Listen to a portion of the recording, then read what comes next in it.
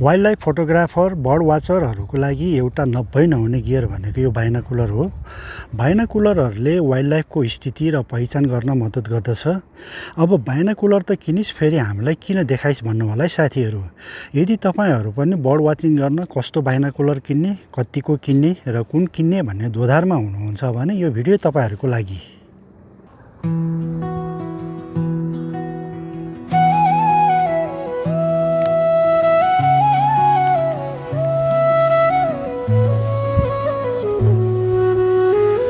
बाइनाकुलरहरू चाहिँ प्रिजमको आधारमा दुई प्रकारका हुन्छ, पोरो प्रिजम र रुफ प्रिजम। यो मसँग भएको चाहिँ रुफ प्रिजम हो। यसको सेप रुफ जस्तै हुन्छ।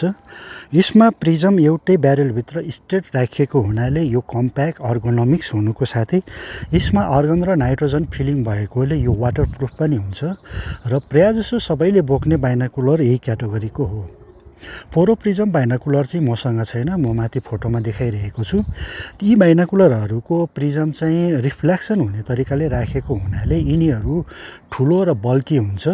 यी बाइनाकुलरहरूको फाइदा चाहिँ डेप्थ अफ फिल्ड क्रिएट गर्नाले यिनीहरूको इमेज क्वालिटी चाहिँ राम्रो हुन्छ। बाइनाकुलरहरू ग्लासको क्वालिटीको आधारमा चार प्रकारका छन्। BK7 borosilicate crown glass use भएका बाइनाकुलरहरू साधारण र सस्ता खालका हुन्। यी बाइनाकुलरहरूको इमेज खासै राम्रो हुँदैन। BAK4 ब्यारेम क्राउन ग्लास युज भएका बाइनाकुलरहरूको इमेज राम्रो हुन्छ, तर ब्याकग्राउन्डमा लाइट हुँदा इमेजको वरिपरि क्रोम्याटिक एबेरेसन निलो र रातो रङको घेराहरू देखिन्छ। यसलाई घटाउनको लागि एक्स्ट्रा लो डिस्पर्सन ग्लास प्रयोग भएको बाइनाकुलरहरू राम्रो हुन्छ। ED ग्लास प्रयोग गरिएका बाइनाकुलरहरूमा लो लाइटमा पनि राम्रो इमेज देखिन्छ। ST super low dispersion fluoride glass use भएका बाइनाकुलरहरू फ्ल्यागशिप मोडेलका हुन्। यी बाइनाकुलरहरूमा हाई कन्ट्रास्ट हुनुको साथै इमेज पनि शार्प देखिन्छ र क्रोम्याटिक एबेरेसन पनि हुँदैन। मूल्य चाहिँ BK7 को तुलनामा BAK4 ग्लास युज भएको बाइनाकुलरहरू डबलै महँगो हुन्छ। ED ग्लास युज भएका बाइनाकुलरहरू त झन् महँगो हुन्छ, BK7 भन्दा पनि डबल। धेरै महँगो फ्ल्यागशिप बाइनाकुलरहरूमा super low dispersion glass use गरिएको हुन्छ। यी बाइनाकुलरहरूको इमेज पनि सफा र क्लियर देखिन्छ। बाइनाकुलरमा केही इन्फर्मेसन र नम्बर लेखिएको हुन्छ। बाइनाकुलरको ब्रान्ड र मोडल नम्बर पनि हुन्छ। आज मैले कुरा गर्न खोजेको चाहिँ यसमा लेखिएको 8X42 ED यति मात्र थाहा पाउनुभयो भने पनि तपाईँको आधा दुविधा समाप्त हुन्छ। यो 8 भनेको चाहिँ 8 टाइम्स अब्जेक्टलाई 8 टाइम्स म्याग्निफाई गर्ने हो, अर्थात् 8 गुणा ठुलो बनाउने भनेको हो। यो जति ठुलो हुँदै जान्छ त्यति नै डेप्थ अफ फिल्ड कम हुँदै जाने भएपछि सब्जेक्ट चाहिँ ठुलो देखिन्छ, तर प्रोलोङ के हुन्छ भने यो स्टेडी चाहिँ हुँदैन। र 42 भनेको चाहिँ यसको यो अब्जेक्टिभ लेन्सको डायमिटर हो। यो पनि जति ठुलो हुँदै जान्छ लाइट त्यति नै बढी इन्टर हुने हो, तर प्रब्लम यसमा पनि छ। यो जति ठुलो भयो त्यति नै बल्की र ठुलो हुन्छ र डे लाइटमा लाइट धेरै इन्टर हुने भएकोले प्रब्लम हुन्छ। त्यसपछि यो ED भनेको चाहिँ लो डिस्पर्सन ग्लास, यो मैले पहिले नै बताइसकेको छु। बाइनाकुलर किन्दा कोटिङलाई पनि ध्यान दिनुपर्छ। लेन्सको एक साइड मात्र कोटिङ छ भने त्यसलाई कोटेड भनिन्छ। दुवै साइडमा कोटिङ छ भने फुल्ली कोटेड भयो। त्यस्तै अरू पनि लेयरहरूमा कोटिङ छ भने त्यसलाई मल्टी कोटेड भनिन्छ र ती लेयरहरूमा दुवै साइड कोटिङ छ भने त्यसलाई फुल्ली मल्टी कोटेड भनिन्छ। बाइनाकुलरहरू चाहिँ फुल्ली मल्टी कोटेड नै राम्रो हुन्छ। त्यस्तै आई रिलिफको कुरा छ। आई रिलिफ चाहिँ 10 देखि 20 भएको बाइनाकुलरहरू राम्रो मानिन्छ। 10 चाहिँ हामीले चस्मा लगाएर युज गर्छौँ भने चस्मा नलगाई युज गर्दा चाहिँ 15 देखि लिएर 20 सम्म युज गर्छौँ। यसलाई चाहिँ हामीले यो ट्विस्ट गरेर कन्ट्रोल गर्छौँ। अहिलेको प्रायःजसो बाइनाकुलरमा आई रिलिफहरू हुन्छन्। त्यस्तै एक्जिट पुपिलको पनि कुरा छ। एक्जिट पुपिल चाहिँ के हो भने यो अब्जेक्टिभ लेन्सको डायमिटर हुन्छ नि हो, त्यसलाई म्याग्निफाईले डिभाइड गर्दा आउने अङ्क चाहिँ एक्जिट पुपिल हो, जुन चाहिँ यो अब्जेक्टिभ लेन्सबाट आएको प्रकाश हाम्रो आँखामा पर्ने एउटा सानो होल हो। 5 देखि 7 एक्जिट पुपिल भएको बाइनाकुलरहरू बर्ड वाचिङ र लो लाइटमा राम्रो मानिन्छ।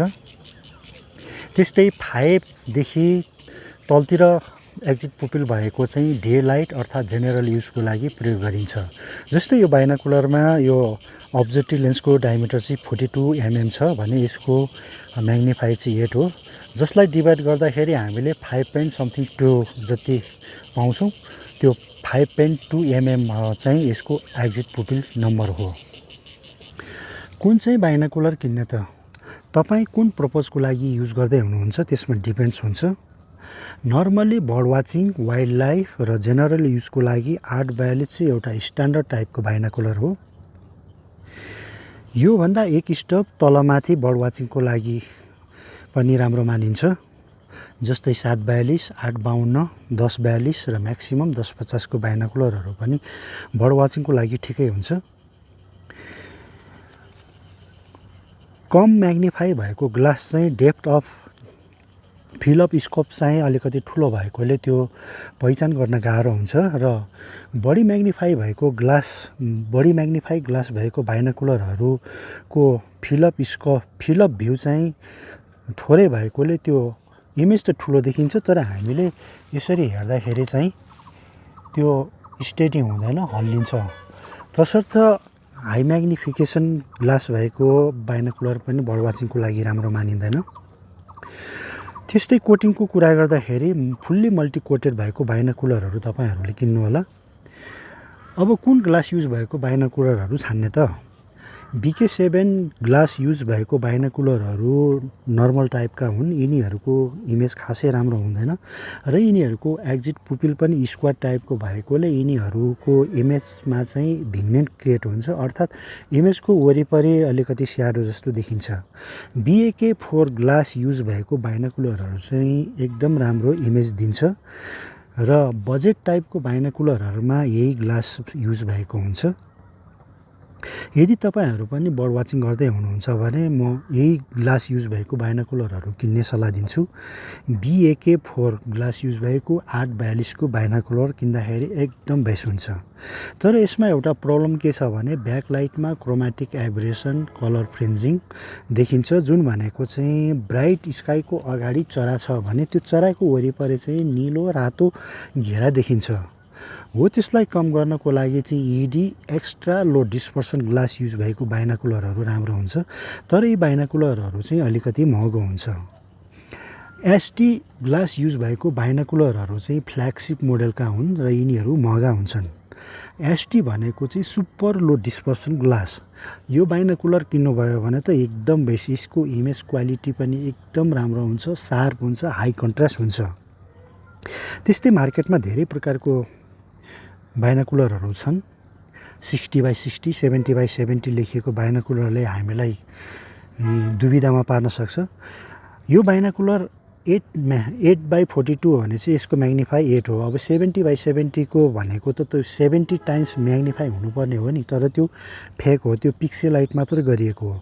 त्यस्तै ग्लासको कोटिङमा पनि रातो, निलो, हरियो कोटिङ गरिएको हुन्छ। ती बाइनाकुलरहरूले पनि ट्रु इमेज कलर दिँदैन। हामीले बर्डहरू हेर्दाखेरि बर्डको कलर, चुच्चा कस्तो कलर छ, खुट्टा कस्तो कलर छ, आँखाको कस्तो कलर छ भनेर छुट्याएर आइडेन्टिफाइड गर्ने हो।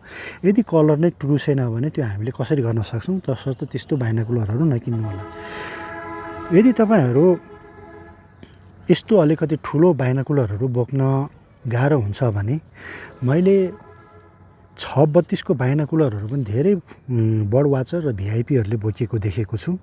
ती बाइनाकुलरहरू चाहिँ पोकेटमै अट्ने साइजको हुन्छ र त्यसको 6 भनेको चाहिँ 6 टाइम म्याग्निफिकेसन भयो, 32 भनेको चाहिँ यो अब्जेक्टिभ लेन्सको डायमिटर भयो र 632 भनेको चाहिँ करिब 5.3 mm जति एक्जिट पुपिल हुन आउँछ। त्यो भनेको लो लाइटको लागि एकदम राम्रो हो। मैले चाहिँ युज गरेको छैन त्यो बाइनाकुलर। र अन्त्यमा नेपालको अनलाइनमा राम्रो खालको बाइनाकुलरहरू रहेछ भने म तल डिस्क्रिप्सनमा लिङ्क स्पेसिफिकेसन सहित दिन्छु, हेर्नु होला। साथीहरू, भिडियो कस्तो लाग्यो तपाईँहरूलाई? मन परेको खण्डमा लाइक सेयर गर्न नभुल्नु होला। साथै फ्युचरमा बाइनाकुलर सम्बन्धी थप जानकारी चाहिएमा थप भिडियोहरू लिएर आउनेछु। भिडियो हेर्नुभएकोमा धन्यवाद।